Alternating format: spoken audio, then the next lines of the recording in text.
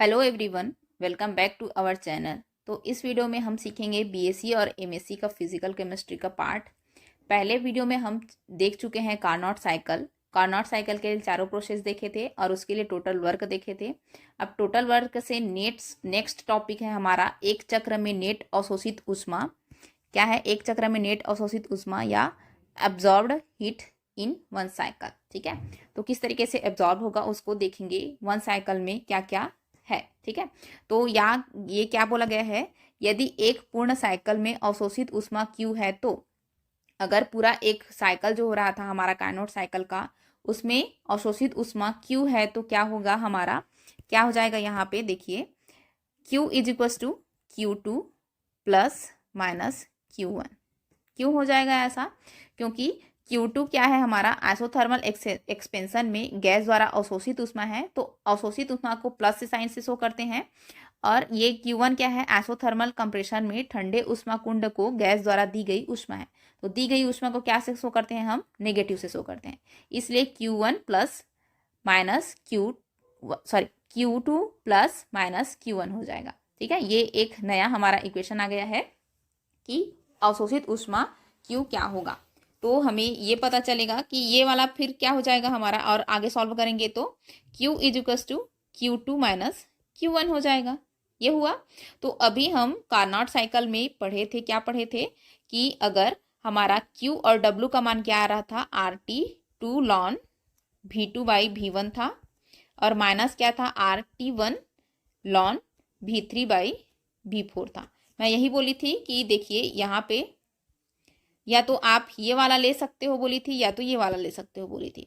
तो यहाँ पे आपका जो भी अब्जॉर्ब्ड हीट है या अवशोषित ऊष्मा है उसके लिए हम ये वाला W का मान ले रहे हैं, नीचे वाले को माइनस के रूप में, तो इसी को लेकर चलेंगे तो क्या होगा उसको देखते हैं। ठीक है, तो R2 ये आ गया हमारा एक इक्वेशन, इसको मान लेते हैं इक्वेशन नंबर 1 यहाँ पे फिलहाल।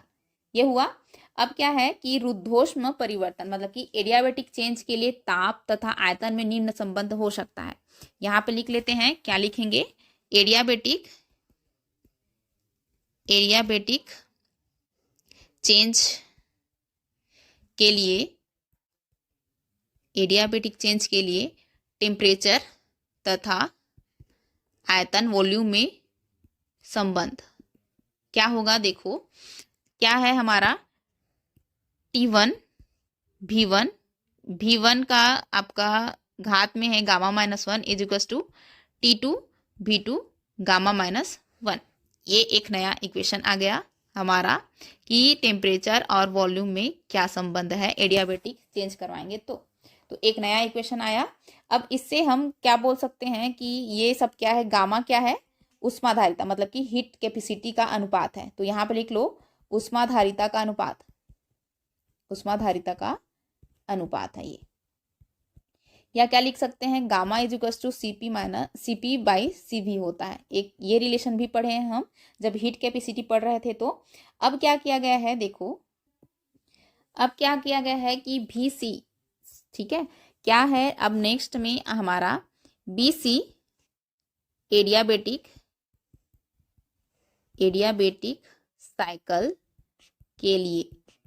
अब BC एडियाबेटिक साइकिल के लिए क्या हो जाएगा उसको देखेंगे। देखो अब BC के लिए क्या क्या है फाइंड करना है हमें वहां पे, तो क्या क्या आएगा उसको देखते हैं। तो ये हमारा B है और ये हमारा C है, तो क्या क्या लिखे थे वहां पे लिख लेते हैं। ये हमारा P1 था, ये P2 था, सॉरी ये क्या कर देंगे, ये है हमारा P1 था और V1 था, ये P2 था V2 था, P3 था V3 था, ये P4 था और V4 था। इतना सबको याद है। तो अब BC के लिए देखना है, मतलब कि BC कहाँ है हमारा, ये वाला वक्र के लिए देखना है। तो क्या क्या चेंज है उसको देखते हैं, स्टार्ट करते हैं। तो क्या क्या है देखो, इसमें क्या कर सकते हैं, टेम्परेचर क्या था, T2 था और ये इधर T1 था। तो टेम्परेचर कहाँ से जा रहा था, T2 था हमारा B में, और वॉल्यूम क्या था, देखिए V2 था तो V2, और इसके गामा माइनस 1 ले लेते हैं। अब देखो C में जा रहा है तो C में टेम्परेचर क्या है, T1 है, तो यहाँ पर T1 लिख लेते हैं, और वॉल्यूम कितना है हमारा V3 है, और वॉल्यूम के घात में क्या है, गामा माइनस 1 है। ये इतना हो गया। कहाँ से लिए हैं देखो, बी में T2 है और सी में T1 है, तो ये T2 और T1 आ गया। अब यहाँ पे क्या है, हमारा वॉल्यूम क्या था, V2 था, V2 से क्या जा रहा है, V3 जा रहा है, तो ये V3 और V2 कर दिए हैं, सिंपल सा। अब क्या करेंगे यहाँ पे हम कि अगर इसको हम T2/T1 मान लेना चाहते हैं तो ये T2/T1 नीचे आ जाएगा और ये भी क्या चला जाएगा, V2 नीचे चला जाए, तो क्या हो जाएगा V3/V2 और घात में क्या हो जाएगा, गामा-1 हो जाएगा। ठीक है, ये गामा-1 ओनली वॉल्यूम के घात में रहेगा, टेम्परेचर के घात में नहीं रहेगा। ये हो गया बीसी वक्र के लिए। अब देख लेते हैं हम नेक्स्ट। अब इसी तरह से हम क्या करेंगे,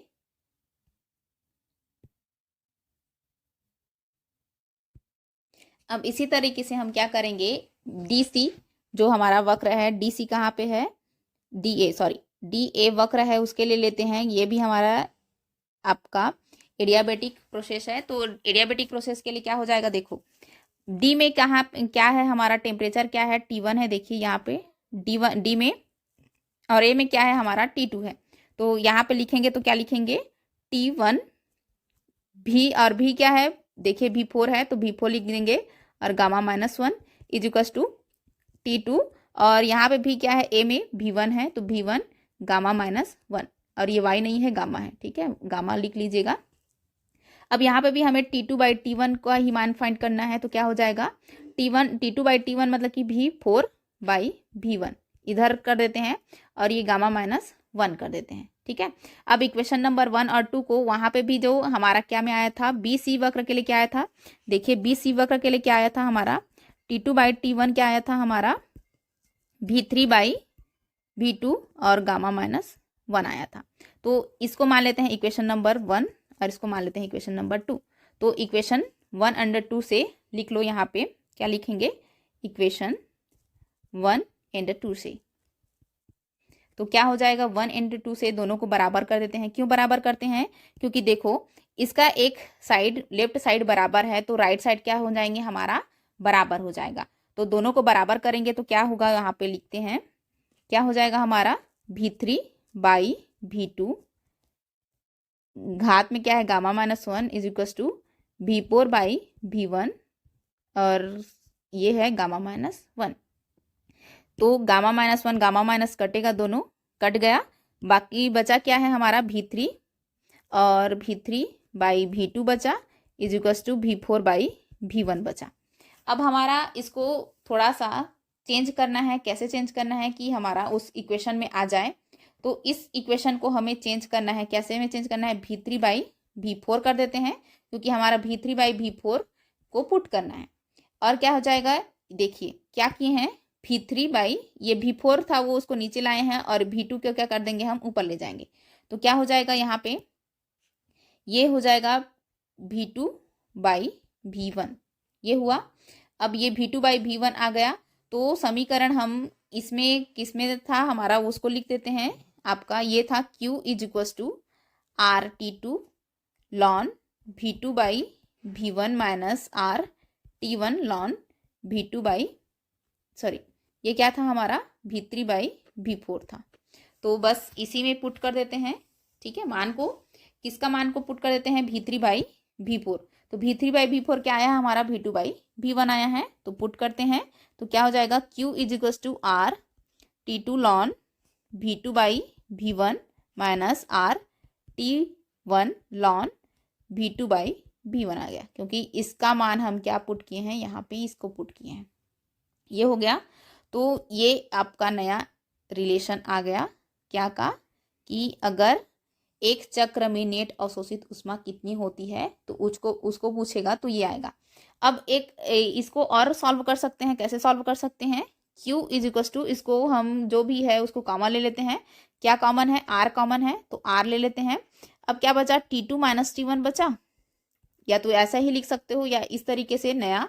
और क्या है, और क्या कॉमन आ सकता है, V2/V1 कॉमन आ सकता है, या इसको कैसे लिखते हैं, Q is equals to R ln V2/V1 और T2 माइनस T1, आपकी मर्जी, जिसको भी लिखना चाहते हो तो।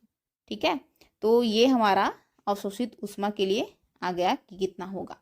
तो इस वीडियो में यहीं तक रखते हैं, मिलते हैं नए वीडियो में क्या के साथ, दक्षता की गणना और कैलकुलेशन ऑफ इफिशियंसी की गणना के साथ। धन्यवाद।